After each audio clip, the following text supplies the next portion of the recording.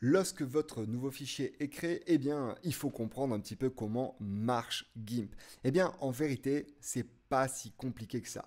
Alors, la première chose à vraiment comprendre, c'est que nous allons utiliser des outils. Ces outils-là sont ici dans la boîte à outils en haut à gauche. Vous voyez tout un tas de logos. Alors, peut-être que lorsque vous ouvrez votre GIMP, vous n'avez pas forcément exactement les mêmes logos qui apparaissent. D'accord? Alors, ces logos, forcément, correspondent à des outils plus ou moins différents.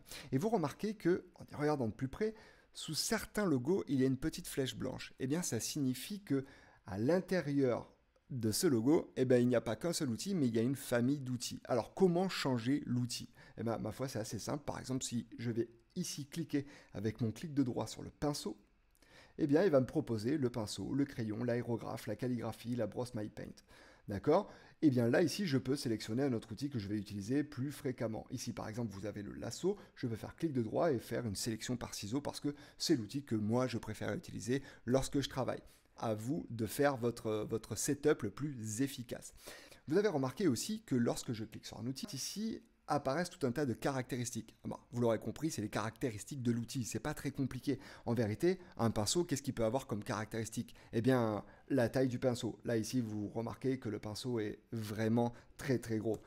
Je peux faire varier la taille du pinceau, par exemple, pour avoir un pinceau beaucoup plus petit. Je peux faire varier également les proportions, l'angle avec lequel je peux utiliser mon pinceau. Je peux également déterminer l'opacité de l'outil. Vous voyez, l'opacité 100%, c'est-à-dire que ça repasse à 100% la feuille. Et par contre, si je fais varier l'opacité à 11% par exemple, et vous allez voir que mon trait va être un peu plus transparent.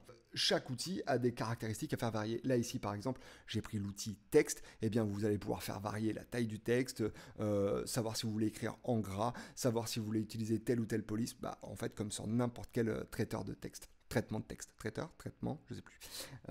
Voilà, donc ça, c'est toutes les caractéristiques des outils. Maintenant, la zone qui va vraiment nous intéresser aussi, c'est la zone ici, en bas à droite, c'est la zone des calques. Alors dans cette zone, il y aura tous les calques sur lesquels vous allez travailler, mais évidemment, comme sur les outils, il y aura des caractéristiques que vous pourrez faire varier. La première, elle est toute simple, vous voyez ici, il y a un petit œil en face du calque arrière-plan. Là, pour l'instant, il n'y a qu'un seul calque.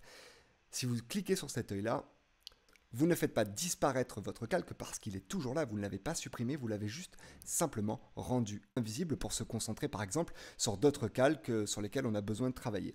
Ensuite, vous avez le petit symbole de la chaîne. La chaîne, ça veut dire que votre calque est verrouillé. Verrouillé, ça veut dire qu'on ne peut pas agir dessus. Alors par exemple, si vous êtes en train de gommer ou des choses comme ça et que vous voulez protéger un calque qui lui ne doit surtout pas être touché, eh bien pensez à verrouiller votre calque afin qu'il ne soit pas affecté par le travail que vous êtes en train de faire par ailleurs.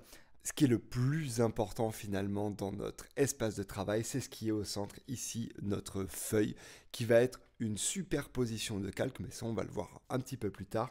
Et tout ce qu'on va faire, toutes les actions qu'on va produire, notre projet finalement, eh ben, ça va être au centre ici, d'accord? Ça paraît assez évident, mais c'est toujours bon de le rappeler.